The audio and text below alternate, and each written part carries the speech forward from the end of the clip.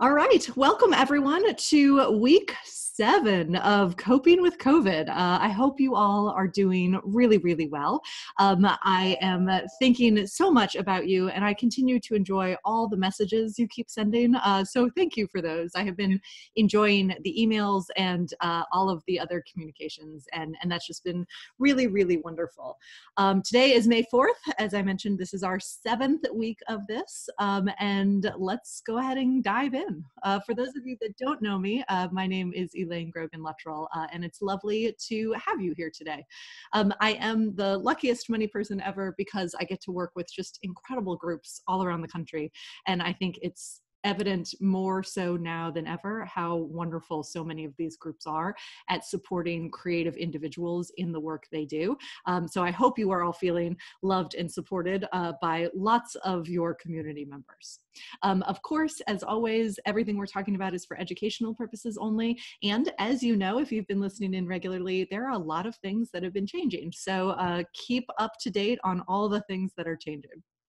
Most of the questions that have come in this week have been more clarifying questions around unemployment and also additional questions around that PPP program since additional funding was approved and that funding is starting to trickle out a little bit. So we will address those questions.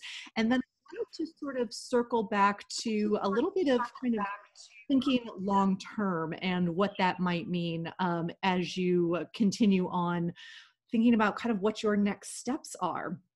And with that in mind, you'll notice it is May 4th. We have 2 more of these weekly sessions scheduled.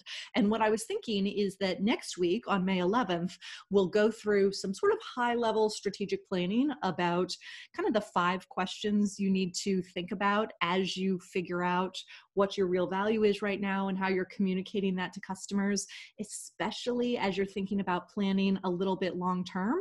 I think now that it feels like we're a little bit through the crisis emergency, we need to apply for money moment, I think it's a good time to give yourself permission to think a little bit strategically. So that's what we'll talk about next week. And then the week after that, I thought for our final session, we could end on a handful of kind of key financial metrics to pay attention to as we kind of emerge from this, and also look at maybe some things you can be paying attention to long term, because we know that the economic effects of this may continue for a while.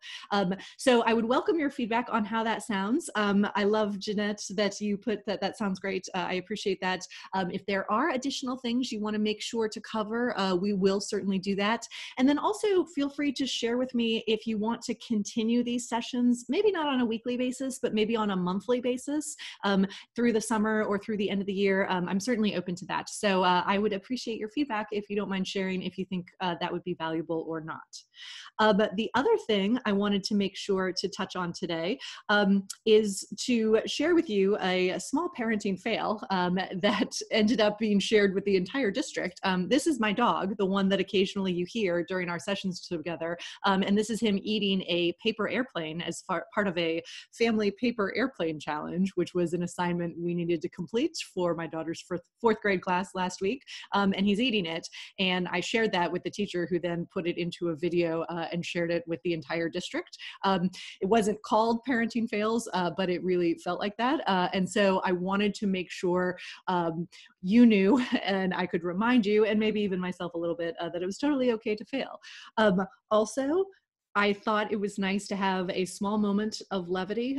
This is a week when many students are facing graduation that is not looking quite like what they wanted it to look like, either from graduate arts programs or undergraduate programs.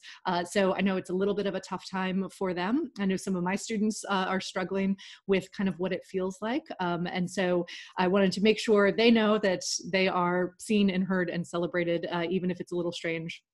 And for those of you celebrating Ramadan right now, I know it's particularly challenging not to be able to break the fast with friends and family. I know we have enjoyed attending those sort of gatherings in years past, and it's an important part of Ramadan in total. And so I know it's a tough time. So we see you, we're thinking of you. We know everyone is processing different challenges in different ways. And with that, let's go ahead and dive into some of this content. Unemployment. For some of you, this might be a little bit repetitive, so forgive me if you have already kind of listened through to some of this. You know that unemployment is governed at the state level, and there are some general requirements around waiting for 1 week before you apply and then needing to be actively looking for work. We also know that many of those requirements have been suspended as part of the CARES Act. And in general, unemployment replaces between 45 and about 65% of your income, depending on what state you live in. Because again, states get to determine how much of your pre-unemployment income is replaced through unemployment insurance. It's also worth reminding everyone that unemployment compensation you receive does count as taxable income. So that means at the end, you will receive, at the end of the year, you will receive a 1099 from your state that will report any unemployment earnings you got, and you will have to report that on your taxes. So definitely make sure to file that away. It's coming.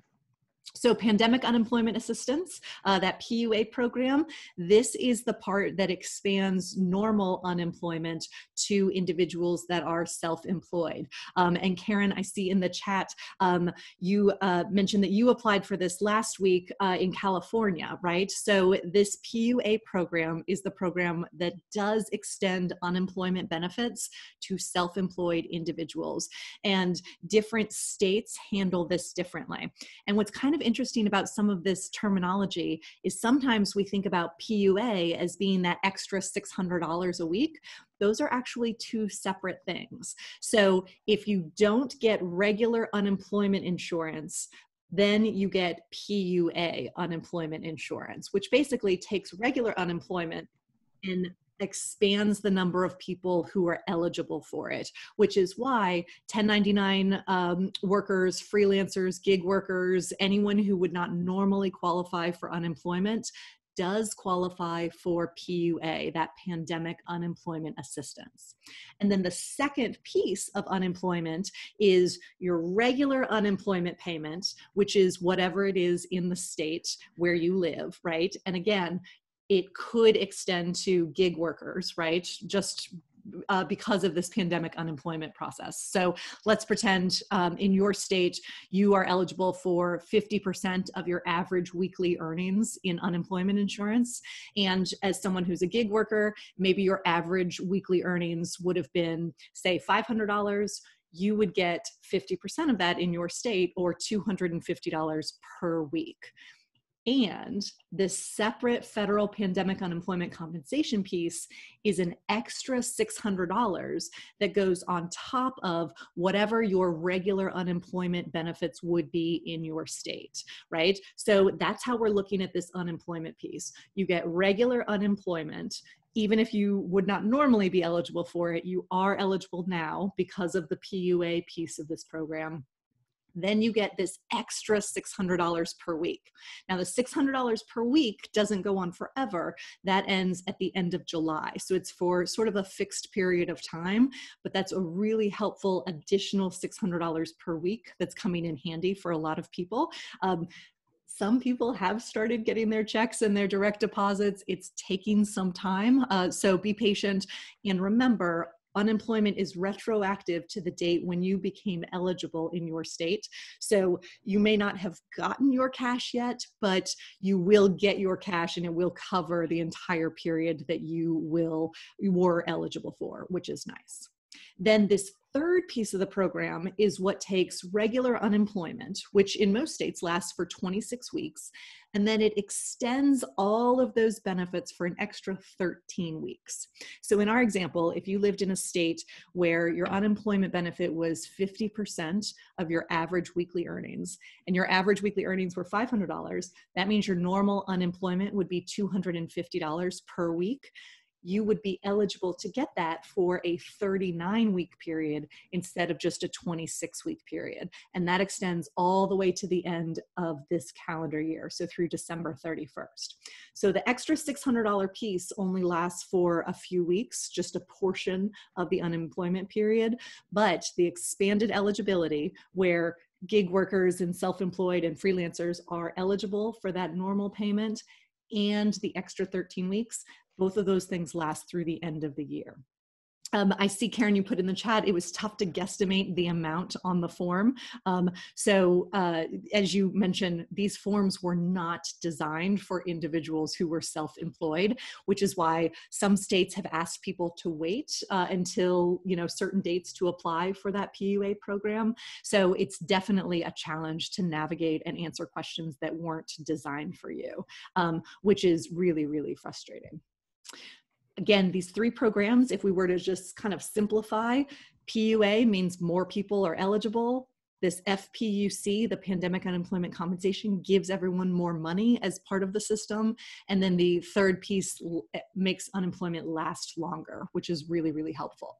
But all of these things are still governed at the state level, which means you still have to go through your own state to kind of navigate through what they want you to do. And it is kind of a mess in a lot of states, although I have said there were absolutely frequently asked question guides, and then most states have sort of a general unemployment guide that have been really helpful as people are kind of navigating through this. But it's also taking a long period of time. One of the biggest challenges for individuals is figuring out how to calculate those base earnings. And what I've been suggesting is that you kind of look at how your state calculates base earnings for general unemployment, because it's going to be essentially the same way for pandemic unemployment assistance, although it's probably going to require different information. And most states are asking that you submit tax information from 2019 to help estimate what your average weekly earnings are. And so for many self-employed individuals, that is your Schedule C from your federal tax return. And you may have also had to file state taxes that represented your Schedule C or the equivalent in your state. So that documentation is going to be what you're going to need to submit. The state of Indiana actually said, if you haven't done your 2019 taxes yet, that's okay, which is very helpful. But then the follow-up was just gather all of the information you would need to do your taxes, and you can answer the questions sort of slowly. So they're still going to be relying on the information from your 2019 taxes. And so it's probably a good idea if you can have those done before you apply for unemployment. That might not be possible. I know someone submitted a question in advance that said they've been trying to get their CPA to finish their taxes for a while, but they're still not finished yet, which is a really challenging position to be in. But the unemployment right now, as we're calculating it, is looking back on your earnings generally for 2019, and the best way to approximate that and get to your average weekly amount, which is what most states are aiming for at some point, is going to be with your tax form. The second question is, how can you prove that amount if you're self-employed? Most states are answering this through some sort of frequently asked question. Again, sharing your tax return or submitting that to the state seems to be the most popular way of proving this. States are also accepting 1099s if you received those, and if all of your income was reported on 1099s, that could be a great option. If some of your income is reported through the sales of work or something like that, then obviously you wouldn't get 1099s from your customers. So in that case, maybe you have invoices that you could share, maybe you have contracts, maybe you even just have some sort of ledger system, whether it's on paper or in QuickBooks or something like that, that shows sales to customers. If you always use Square or PayPal or Venmo or some sort of system like that to track sales, that could serve as a general ledger.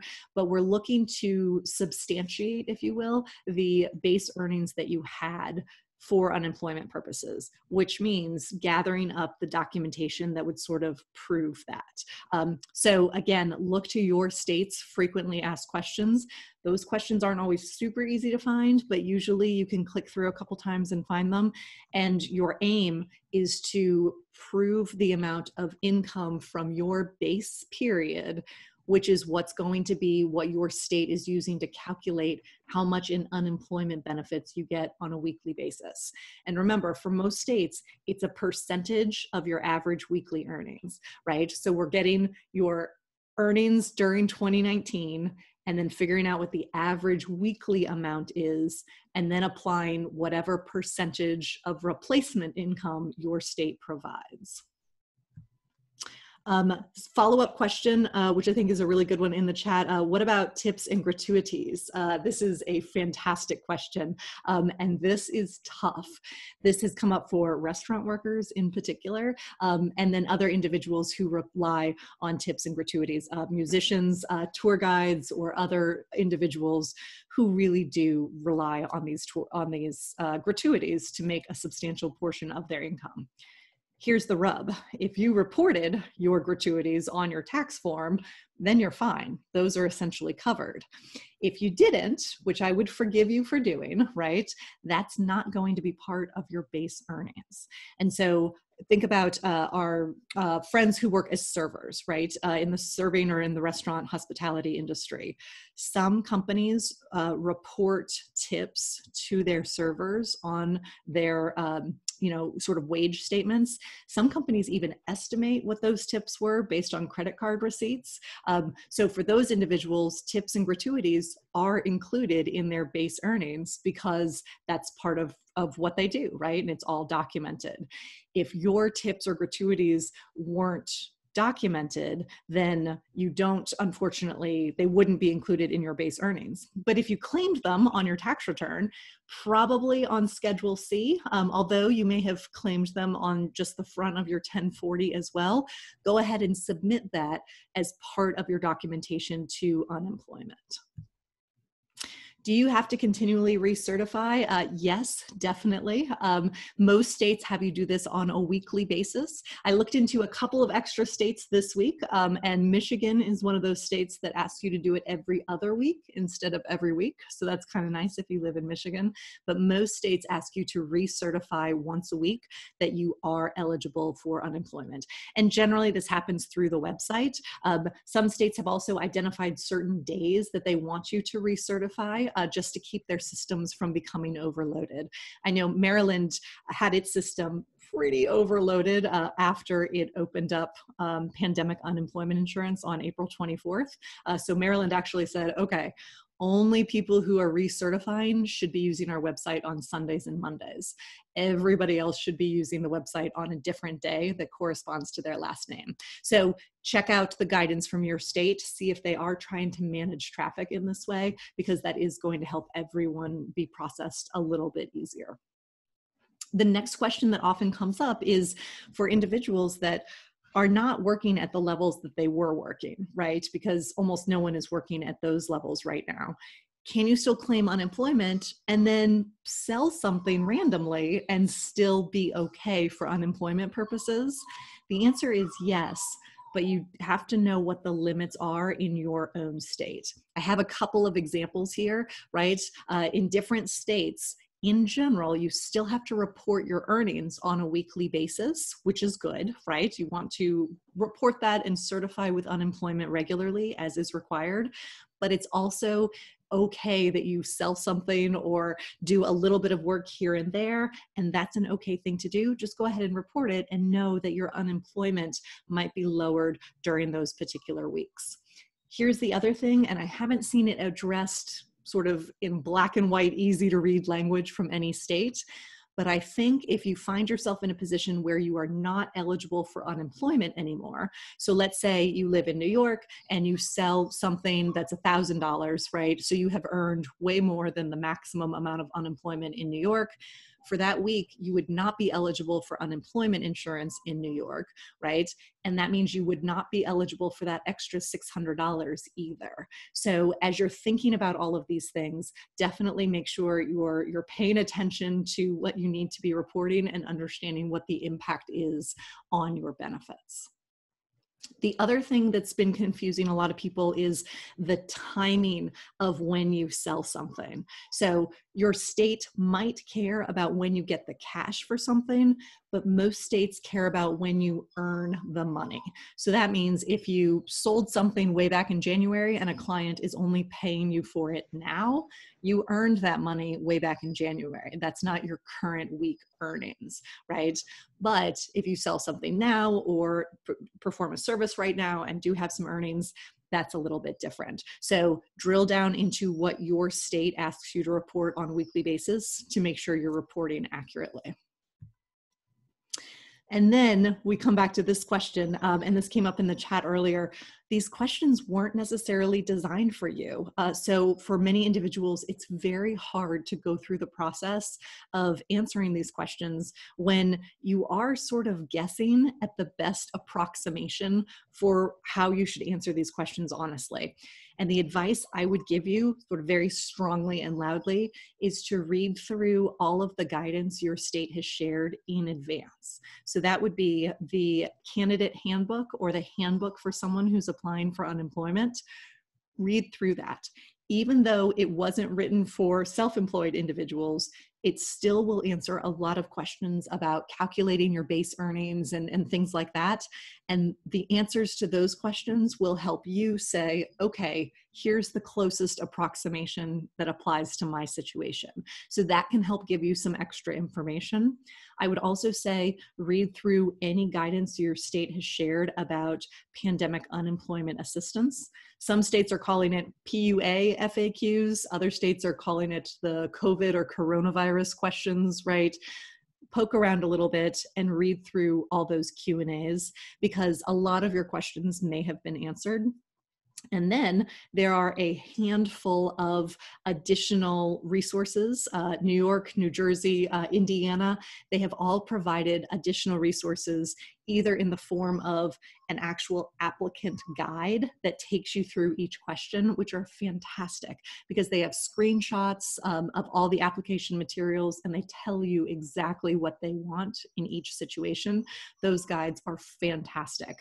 Indiana has a series of YouTube videos that I would encourage you to watch as you're going through because again, it's sort of demonstrating the process one step at a time. And those are really, really helpful resources. My guess is more states will continue providing those, although we're not totally and completely there yet. There's a question in the chat about whether or not loans from the SBA, so these might be PPP loans or maybe they're your EIDL loans, whether those count as income. The answer should be no. And I say should be because I haven't seen a black and white, very clear answer to this yet. But here's the reasoning. Number one, those are loans, not income to you. So they should not be reported as income. And then if they do become loans that are forgiven, meaning you do not have to pay them back, they are not treated as taxable income to you. So that would be my reasoning for why those would not count as income. But here's the other thing. If you receive PPP funding, right, one of the conditions of receiving your PPP funding is that you will rehire anyone that was laid off. So let's say you are someone that claimed unemployment for a couple of weeks and then your PPP funding came in, you would essentially rehire yourself. You would stop claiming unemployment and you would use your PPP funding for the 8-week period of the PPP funding, right? So you can't claim unemployment and PPP in the same week, but PPP or EIDL should not count as income for purposes of reporting your unemployment. Another question in the chat, this person had one W-2 and you wouldn't normally qualify for unemployment because it was a W-2, but you also had a Schedule C. With the extended benefits, you think your part-time W-2 would now get coverage and the self-employment will now too. Will you have to apply for both and recertify both separately, or will you have one account that encompasses both? It's a fantastic question. Andrea, I wonder if you would drop in the chat what state you live in, because the answer depends on what state you are eligible for. Oh, you're in Ohio. Oh, lovely. Okay, so if you're in Ohio, the good news is there is one system in Ohio. So if you lived in a state like Pennsylvania, right, you could only apply for PUA, which would be your expanded unemployment for your self-employed or your Schedule C business. In Ohio, though, you would go through the regular system, and then here's where it gets a little wonky, right? Because you are eligible for some level of regular unemployment benefits from your W-2 job, right? you might not get to a point where they ask you about if you have additional income from PUA. So I can dig into this a little bit more after the call and let you know what I find. The way it should work is that you should be able to report all of your income, your W-2 income, and also your self-employment, and have all of it replaced because of PUA, but it might take some finagling in the system to get you there. Okay, so there was a request last week for a couple of extra states for us to dive into. Michigan, this is what your state looks like. Here's a link to your website. Filing online is open in Michigan, and you need to apply through the Michigan Web Account Manager. There is some guidelines about when you should file based on the day of the week and your last name. So if you're in the first half of the alphabet, you apply on Monday, Wednesday, or Friday. If you're in the second half of the alphabet, you apply on Sunday, Tuesday, or Thursday. If you want to call Michigan, you certainly can, but you need to call on a particular day that corresponds to your last name. And as you are preparing to file, Michigan listed a very detailed list of information you need: social security number. They want 18 months of employment data, and this includes your self-employment data. And they also want driver's license information from you. So as you're thinking about applying in Michigan, you don't need just 2019, you need 2019 and the second half of 2018 as you're gathering up that 18 months worth of employment history. So pay attention to that. In Michigan, you automatically get your extra $600 a week, and you automatically get that extra 13 weeks of unemployment. You do have to recertify regularly, although it's bi-weekly, so every other week in Michigan instead of once every week, and they want you to apply through your online account. Michigan has some great tutorials, and their frequently asked questions are also really good. In Indiana, this is what your website looks like. You want to apply for regular unemployment in Indiana and be denied, and then you apply for PUA. One of the quirks about Indiana as well is that if you are self-employed, that means you are your own employer. So you have to go through the process of applying to add your employer before you file for PUA. This application opened on April 24th. If you applied before that, you're going to need to reapply.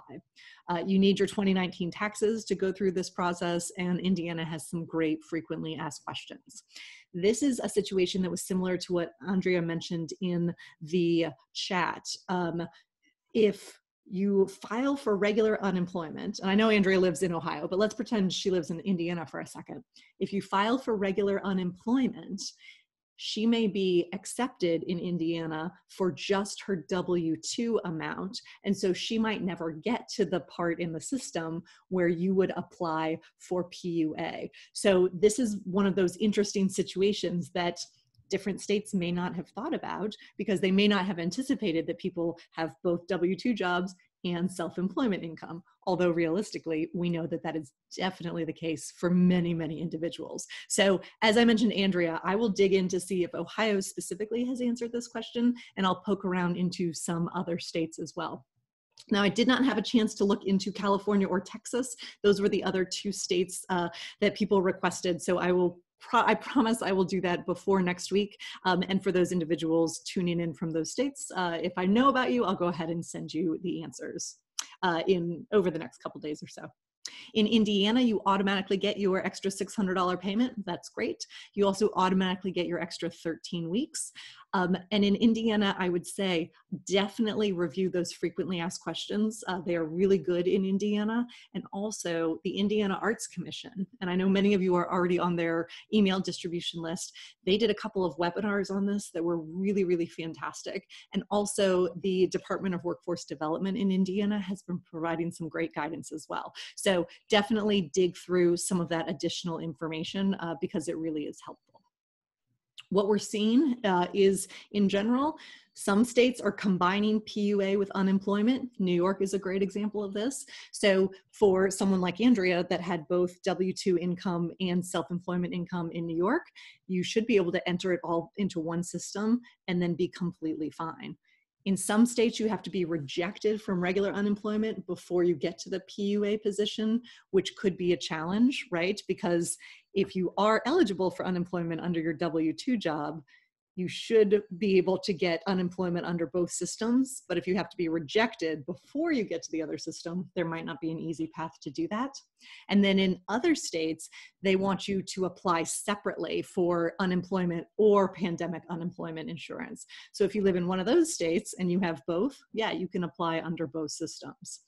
Again, look through those regular handbooks for normal unemployment because they really are helpful, and definitely look at what the general calculation would be in your state, and then see if you can find those frequently asked questions. If your state has one of those application guides as well, those are amazing. And one of the reasons they're really helpful is, for example, as I'm going through this information in different states, oftentimes I cannot get to the actual application unless I certify that I am unemployed and trying to apply in a particular state, which obviously isn't true. But if states have put together an application guide, then you can see what the application is going to look like and gather all of your information in advance, which is really, really helpful. Okay, I wanted to touch on a couple of the specific questions that came in this week. Where can we find resources if you're unemployed, but you don't qualify for unemployment?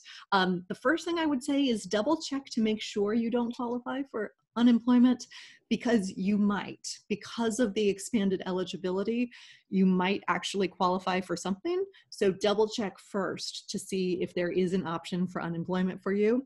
And then if there isn't, if you do not qualify at all, I would encourage you to look for some emergency grants. Certainly at the city or regional level, there are a lot of, I say a lot, there are some funding and emergency sources of grants available. I would say the next place you should look is at your state level. The state arts commissions are now starting to get their disbursements from the National Endowment of the Arts. And so those are making their way often to organizations, but for example, the state of Maryland is also sharing those funds with individual artists. So you may live in a state where you can have access to some of those funds as well. There's also a great group, it's a collaborative group, Creative Capital is part of it, and National Young Arts Foundation, and a handful of other groups that put together emergency $5,000 grants for artists. That's at artistrelief.org. So that could be an option as well if you really do not qualify for even the expanded unemployment in your state. One of the next questions that came in is there still PPP? Yes, we think so, but it has been challenging to get through this process, even with the additional funding. PPP, of course, is this Paycheck Protection Program, and this represents a forgivable loan as long as you spend the loan proceeds on payroll or its equivalent and rent or utilities to essentially maintain your business. The PPP application looks like this, and the question that's been throwing the most people off is this average monthly payroll amount.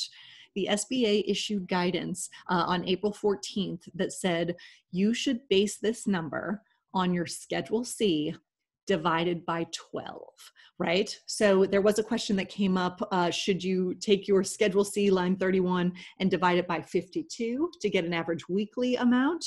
The answer is no. For the PPP program, they want you to take your Schedule C line 31 amount and divide it by 12 because they care about the average monthly payroll amount. And if you're self-employed, they're looking at that as your line 31 divided by 12. Now, one of the reasons that a person raised the question, and one of the reasons it's so confusing, is you might live in a state that is calculating your unemployment benefits based on your average weekly amount. So they might be looking at your Schedule C line 31 divided by 52. But remember, unemployment is governed through the states. SBA, this PPP program, is running through financial institutions and it's backed by the SBA. So two separate programs, and it's very likely that you will need to calculate your payroll amount differently under each program. So for PPP purposes, Schedule C, line 31 divided by 12. I've also been told, and everything I've read seems to confirm, that if you are an LLC or a partnership, not a single member LLC, if you're a single member LLC, you still have a Schedule C, so you are just fine. But if you have an LLC with someone else or you're part of a partnership, you don't have a Schedule C. So it should be your K-1 information and your partnership's tax return. I think line 14 is what they were going for on your Form 1065, but it sounds like lenders are having trouble submitting this information to the SBA. So if you are someone in a partnership or a multi-member LLC and you've navigated this process, I have a couple of individuals who would love to talk to you about your experience. I know of at least one LLC with 2 owners in Indiana that has gotten funding through this PPP program, and they submitted their partnership tax return, their Form 1065, and their Schedules K-1. So they were able to get through, but it sounds like there's a little bit of a system wonkiness that's throwing off some people. So if you are someone who has gotten PPP money as an LLC, let me know. Again, your payroll for PPP purposes is your Schedule C line 31 divided by 12. And remember, you cannot have PPP and your unemployment or pandemic unemployment assistance at the same time, right? Because one of the conditions of PPP is that if you receive the funding, you will rehire anyone that had been laid off and use the funds to put towards your payroll. And remember, your payroll for just yourself is Schedule C line 31 divided by 12. So that's the amount that you need to pay yourself to have your payroll during this 2-month period. But you cannot have unemployment and PPP during the same week because that would sort of defeat the point of PPP. This question came in and I thought it was a great one. Can you get PPP if you still have a full-time teaching job? Yes, but only for the lost income from your Schedule C. So let's pretend you have a full-time teaching job and you make, say, $60,000 a year, and then on your Schedule C, you have additional net income on line 31 of, say, $24,000. Your $24,000 on line 31 divided by 12 would represent $2,000 a month. So that would be the average payroll that you could replace using PPP. I will caution you though, read those certifications closely to make sure you are not certifying that you have lost total and complete sources of income or anything like that. I don't believe that's what they say, but read through them and make sure you're comfortable certifying what they ask you to certify. Another question came through, is there a separate application for nonprofits?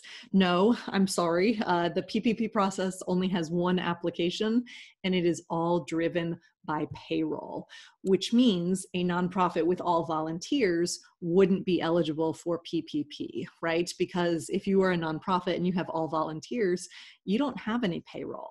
And also anything you pay to independent contractors or an honorarium or anything like that that's not payroll, but it is payments to other humans, that doesn't count for purposes of PPP, right? We are only looking at either employees that you have, and so the payroll information would come from your quarterly Form 940, or if you are self-employed, we look at Schedule C line 31 for your self-employment income. The same is true if you are self-employed through a partnership, right? We look at that self-employment figure for purposes of PPP. But if you're all volunteers, there is no payroll and there are no payments to independent contractors that you can count, which means PPP is not a good option for this not-for-profit organization.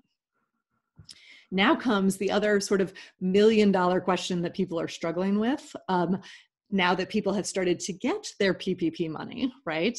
The next step would be applying for that PPP money to be forgiven. Because remember, it is a loan and it is not automatically a forgivable loan. You have to apply for it to be forgiven. Lots of groups are very strongly asking for guidance on this right now. The AICPA, which is the American Institute of Certified Public Accountants, that's my group, my go-to source for all good questions and information. They are strongly asking for guidance. They sent a very strongly worded letter on Friday, and it was not the first time they've asked for guidance on this, because as people and organizations and companies start to get these funds, they need to know what sort of documentation to keep so that they can make sure these funds are treated as forgivable loans. I will say the SBA has been sharing really helpful guidance along the way. I mentioned that interim final rule that came out on April 14th. That was really great. I'm sure they will be sharing guidance at some point. I will let you know when they do, and you can sign up for all of their alerts as well through their websites. But for now, definitely document what you're spending your PPP money on. So let's pretend you are someone who is self-employed and you based your loan amount on, your line 31 of your Schedule C divided by 12. That's the monthly payroll that you would want to transfer from your business account to your personal account, right? And you would document that transfer as being essentially a payroll replacement. Also, if you had rent or utilities and you claimed those expenses on your 2019 Schedule C, you can use the funds toward these expenses as well. So definitely be as detailed as possible in your receipts and your tracking and your documentation, because we want to make sure you do have the benefit of this forgivable money instead of having to pay it back. Question in the chat. Thanks, Jillian. Can you get unemployment for a 1099 job you lost due to COVID when you're still getting paid for your full-time 12-month pay schedule teaching job? Yes, you should be able to. Now, what I would look at is in your state, how do they calculate unemployment benefits, and whether or not you would be applying through pandemic unemployment assistance or the regular unemployment assistance. My guess is as long as you can apply through regular pandemic unemployment assistance for lost 1099 income, you should be able to go ahead and do that. So, stimulus checks have also been going out. Many of you have already gotten them. I think that's fantastic. If you have not, definitely check the status of your payment. And if the payment status is not available, the IRS has issued some extra guidance. There was a question that came in on whether or not I had any tips on getting your stimulus. Definitely check the status of your payment. There was a lot of confusion early on about if you were not required to file a tax return, how would you get your money? And what if your information on file was outdated? And the IRS has really streamlined that process. So definitely check the status of your payment and then provide any information the IRS might be missing. And again, if your status is not available, the IRS has some extra guidance on what that might mean for your situation. So as we think about the long term, I think it's important that we sort of pay attention to some of the things we learned this weekend and over the past week or so. Everybody is watching Georgia right now. A lot of places that did reopen on Friday saw considerably lower revenue than what they were expecting. So that tells us that people may not be ready to go out and start spending money again. There might be some people who are, but there was one article about someone who ran kind of a social business and was planning on about 10% of their patrons to come back this weekend. And they only had 2 individuals come into this social business over the whole weekend in Georgia. That's tough. That is really, really tough. And that makes it hard to continue to stay open. So we're seeing a lot of organizations maybe put the brakes on a little bit and say, okay, I'm not going to be the first theater company to open in my city. I'm going to wait and see how things are going before I make major decisions. I'd encourage you all as small business owners and creative entrepreneurs to pay attention to kind of the vibe and see what it's like in your particular area, because we will probably see pretty depressed revenues for a period of time. Now, what does that look like? Who knows, right? It could be 10% of regular income. It could be 50%. It could be even lower than that. But we're also seeing additional jobs start to be affected. I'm in Ohio, as many of you know. Ohio University, which is in Athens, not far from Columbus, just announced it was laying off 140 people, and a number of sort of marquee not-for-profit organizations. So your major museums, your symphonies, your zoos, your major performing groups, they are all starting to lay off individuals as well, or laying the groundwork to prepare their staff for that to happen. I think we will continue to see the impact of this, particularly on educational institutions and other not-for-profits. So a lot of creative individuals also teach. They also work part-time or full-time at not-for-profit organizations, sometimes in administrative roles, sometimes in other roles. I would pay close attention to what's happening here, because if your business is one that serves other creative individuals, your customers and clients are going to be hurting a little bit financially. So it's your job to think about kind of what impact that has on your business. Similarly, if you are a musician and you rely on performances that are attended by people who are out and about in the community, you're going to care a lot about what restaurant patronage is looking at like, and whether or not these big festivals are going to happen, and all these other things, because that's going to have kind of a trickle down effect on your own business. So definitely watch the signs that are going to be unfolding around you over the next couple weeks, and keep thinking about how that's going to affect those individuals you serve. Because as we transition into thinking strategically and planning for the long term, you're going to want to have an awareness of some of this information, even though you will not have perfect information. I will also say, if you are someone who relies on any sort of funding from the government, whether this is grants or maybe city arts council type of funding that goes to individuals, or maybe you work with not-for-profit organizations that rely on governmental funding, you're going to be watching this really, really closely. Most cities and states have confirmed that for this fiscal year, everything is fine, right? But next fiscal year is a different story. And so this could be the next fiscal year may start as early as July 1st in some areas. In other areas, it's October 1st. So what we're really looking at is mostly the end of 2020 and the start of 2021, and then probably another year after that. The revenues that our cities and states are collecting are going to be down. And there are some pretty dire numbers floating around. The city of Austin shared that the amount it was collecting from its hotel and bed tax now, which is how it funds the arts primarily, is at 5% of what it is in a normal year. That is a huge, huge cut. If you think about 95% of the revenue not being collected, you can see how that will have an impact long-term on funding for the arts. The city of San Antonio, their city council reallocated that money away from the arts 100%, which was pretty dramatic, but those elected officials felt like that was the appropriate choice to focus on health and human services right now. We're also seeing a lot of school districts starting to plan cuts. So if you are plugged into the school district system, or you know people that are, think about kind of what the impact might be on the school districts in your area, because that can give you a sense of how the funding might shake out. This is going to be It's going to be tough for a period of time. And I think the more we prepare for that, the easier it's going to be to kind of navigate that. What financial steps should you be taking with all of this in mind? Because it's probably going to be rough. I would say plan for a variety of scenarios. And one of them could be, what does it look like if you have very, very limited sales or no performance opportunities for the rest of 2020? What does that look like, and what realistically are your options? To the extent that you can, I would hoard your cash, right?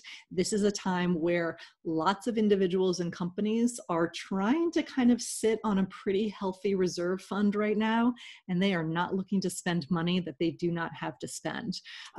Warren Buffett shared in his annual stakeholder meeting this weekend that they were sitting on a lot of cash right now. And so Warren Buffett tends to be a pretty smart investor to follow. If he's accumulating cash, I would follow suit. Definitely stay in touch with your customers and your clients, not only because it's a nice kind of human thing to do, but also because that will help give you a sense of what they're thinking, what they're feeling, what they're prioritizing, how they're doing. It is possible that you serve a clientele that is still doing okay right now. Maybe your clientele all works in financial services. That's an industry where things are still just fine, or in distributions, or in the media industry, right? Maybe your clients tend to work for Netflix. You're okay right now, right? All of that could be really helpful. But to the extent that you can remain engaged with those you serve, you'll have some really great information by that. Definitely give yourself time to strategize over the next couple of weeks, and I would say maybe even months, but it's been really easy to get caught up in sort of the chaos of applying for all of these things right now, right? And it's comforting to take these steps and apply for things we need to be applying for. That's great. As you kind of come through that and give yourself a little bit more breathing room, definitely carve out some time to strategize so that you can play out some of those different scenarios and look at what your options might be. Whether it is thinking about new ways to serve those you serve, or whether it is thinking about taking your business in a very different direction, right? I want you to have the time to think through those options so that you can make your choices on purpose and with some intention. And then, of course, we definitely want to think about the value that you provide and think about kind of really articulating what that is and seeing if there's some sort of re-articulation you need to do to make sure you're sharing that information with those customers and clients right now, especially if you're pursuing new or different customers or clients. There are two quick questions in the chat I want to touch on. From Jillian, considering you can't get both PPP and unemployment simultaneously, which would I recommend you pursue first? PPP, since that's limited and the PUA will likely be there in the coming months? Yeah, that's what most individuals or people have been doing. They have tried to go for PPP first, and then when PPP either runs out or if they are denied for PPP, then PUA or expanded unemployment is a good option. I will say though, you might want to do the math, because let's pretend you live in a state that has very generous unemployment benefits.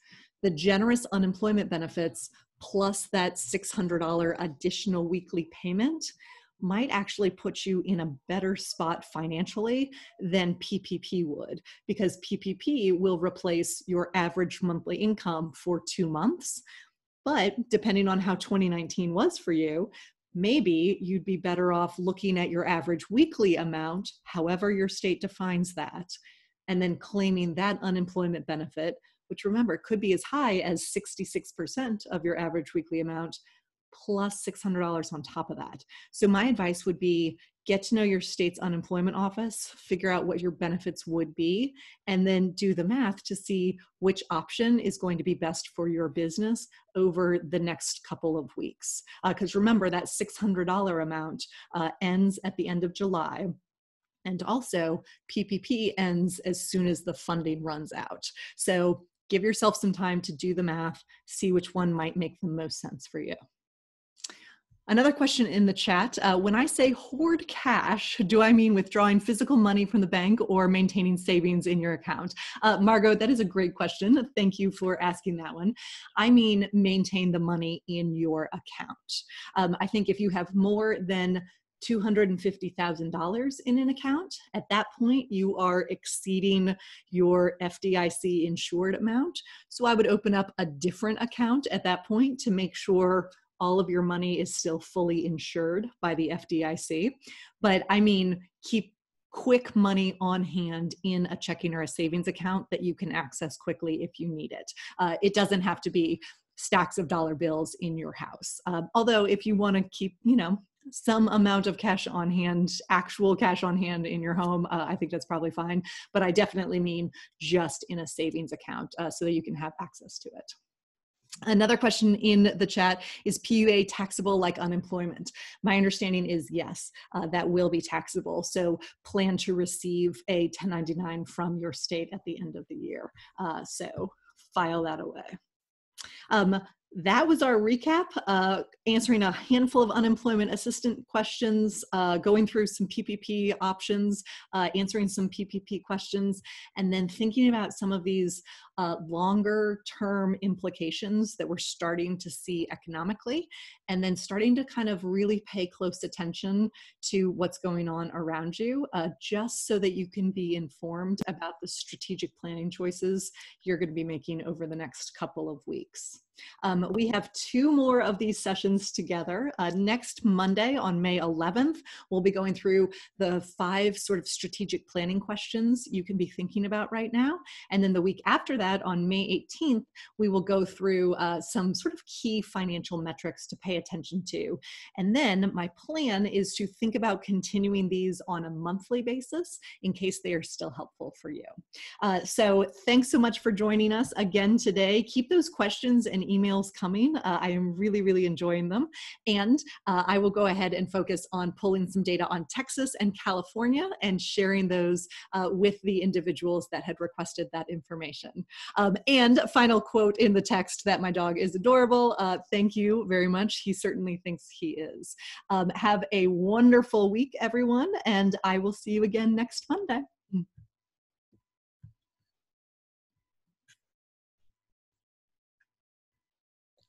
Elaine, this is Jillian. Hi, Jillian.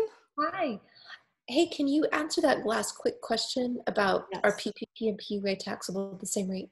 Yes, they would be taxable at your regular income tax rate. Okay. Yes, it should be the regular income tax rate. Okay, that's great. And can you include, I don't know if you're going to respond to the Texas people privately or directly, but can you include me in the Texas list? I sure will. And let me make a note of that. Jillian needs Texas. Perfect. Yes. Where in Texas are you? Houston. Oh, nice. My parents have a place in Montrose. Really? Uh-huh. Yeah. Where in Houston are you?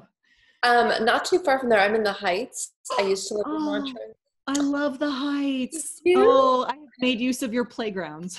Yes, we have good playgrounds. Exactly. Yeah. Oh my gosh, that's so great. To be at the MFAH, so to do the core program there. So I know that area very well. Yeah. Oh, that's amazing. Are you from here? No, I lived in Austin for about 5 years. But my brother and his wife ended up in Houston. And so my parents now kind of bounce back and forth between Ohio, where I am, and then Texas, where they are. So. Oh, how nice. I know. Yeah. Well, if you're ever in Houston, please let me know. Or if you're in touch with Erica too, like I'm sure we're close. So yeah. Is Erica still in Houston?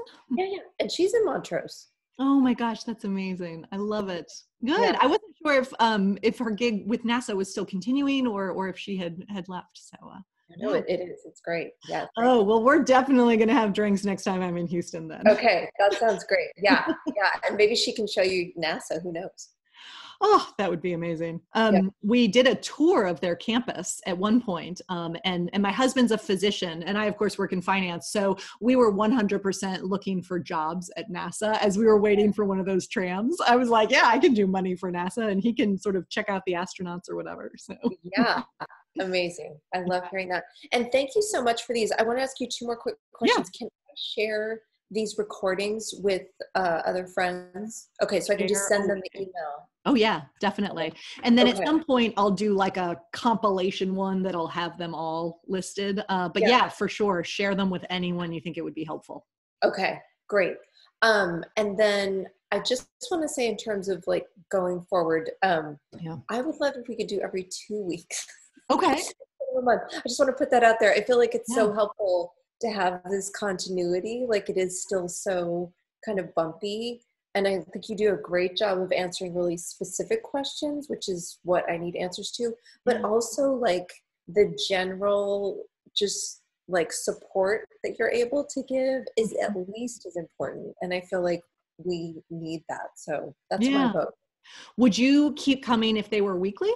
Yes. You would? Okay. That's how strongly I feel about it. Yes. I was just sort of assuming that somehow that wasn't possible, but if it is, I would definitely come every week.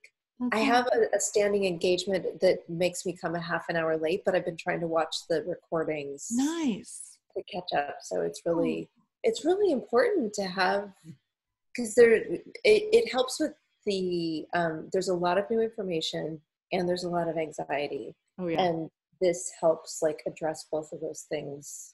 Yeah. And that's really useful. Yeah, totally. What would you think if it was slightly, I'm just going to use you as my focus group in this moment. So what would you think if it was slightly less structured? So maybe there was like a sort of key topic and like maybe 5 or 10 minutes of information, but then just kind of open Q&A. would that be okay? Would you still find value in that? That's good. I do think that's really good. I think now what's really helpful is that I can imagine what might kind of lose my attention is if other people get into really nitty gritty things that don't affect me. Yes. But I think, so right now, the way you have it worked out, I think is really good where you're, and then also that you respond to questions in chat so quickly is great. Yeah. But just to make that point too about like just generally being part of a group where the information's being given out is trustworthy and grounded. Like, I don't care if you're talking about something that doesn't have anything to do with me, as long as like that's the tone. Yeah. I'd rather spend like an hour here than somewhere else. So Yeah. One of the ideas I played with a couple of years ago was doing these weekly groups, but like keeping them to like 10 people who were kind of at a similar place. So there could be like more kind of trust built into them. But I don't know if this is the moment for that. It seems like it's more useful just sort of to anyone, as opposed to kind of doing a whole bunch of smaller groups. But I think so too. I feel like it's kind of crisis response moment, and like I don't even know all the things I should be thinking about. So it feels good to respond to that. I also really loved hearing at the end that you're going to be talking about, or today you were already talking about, and I feel like this is a subtle shift from like week one of like, yes, everything's going to be okay, and like expect these longer term things to be happening. And that's something that, you know, I work at the University of Houston. I'm tenured there. We're already having like a financial task force that's like looking at 5, 10, and 15% cuts. And it's like, you know, it's in the air. I know it's happening, but I think all of us, artists and everyone else, are in this spot where we can't comprehend what that means. We have no idea. And the only references we get are like the Great Depression or World War II. And most of us weren't alive for that, right. to have firsthand experience. And this is not like war, or like it's much broader even than the Great Depression. So there's so much more uncertainty that I feel like that adds to the layer of incomprehensibility of what do I expect? Yes. Oh, you're so right. The other thing too is sometimes like you hear, yeah, University of Houston, you know, we've got a financial task force, things might be bad. But like, then you look at the budget and you're like, you're a $25 million institution. How bad can they really be? Right. But then when you really start diving in, you're like, oh, this is bad. Right. Or whatever. And I'm reminded of, I was working at Juilliard during the last Great Recession. And, you know, it's tough, especially in education, because all of your money is tied up in what you're paying people. Right. So one of the only ways is to cut salaries. Right? Yeah. Well, I just found out today that, because I've been worried about furloughs this whole time, I just found out today in Texas, tenured faculty cannot be furloughed for something that has to do with us being related to property, which I don't know what that means. But I am both delighted and horrified. Like at the same time, I'm having both of those emotions. Total Texas craziness to me. But anyway, I mean, yeah, I was shocked to find that out. So that's a big relief, because I've been expecting that to happen. Yeah. I work at an institution that does not have tenure. And they just announced last week that all of our contracts are going to be delayed because they're waiting to see what enrollment for the fall looks like. So I'm already anticipating I'll be teaching less and probably taking a pay cut, and, you know, and then you just start modeling out what that looks like. Right. Yeah. It's really weird. I have one other quick question that I've just been assuming can't be addressed, but I rent out a room in my house to another professor who teaches at Rice, who lives in upstate New York. So he, you know, he rents out a room because he needs a place to stay when he's here. In the fall, we don't know what's going to happen. Maybe he'll be here and everything will be fine. But if he's not, that's a significant bunch of lost income. And he pays me cash, and I don't account for it. Is there any way for me to get support for that? That's a great question. My gut says no, because you haven't been accounting for it. Right. Um, if you had been filing like an extra Schedule C for like real estate income or something like that, then yes, probably. But if it hasn't been accounted for, my gut says no. But let me look into it just to see if there's some hope. Well, that's interesting, because I'm actually right now in the process of getting my 2019 numbers so I can get that schedule, that line 31 number, like today. Basically, I'm Yeah. like putting that in. So would I, it be more beneficial for you to claim it, pay your taxes, and then use that to claim lost income later this year? Possibly. right. Let me dig into it. Okay. Okay. Yeah, That'd be that's a great question. You and Andrea, like all over the great questions today. good. Well, it's funny because first I was just listening a little more passively, but knowing I needed to hear what you were saying. And then it's kind of exactly what I said. Like, then it started dawning on me, wait, I do have questions, and wait, this is really affecting me. And yeah. Oh, yeah, I love that. Okay. Yeah. Yeah, you may have just nudged me into continuing this on a weekly basis. So we'll see. Okay. All right. Thank you, Elaine. Great to talk to you. Great to talk to you too. Yeah. And drinks in Houston on me next time I'm there. Sounds great. See you there. All Yeah. right. Bye.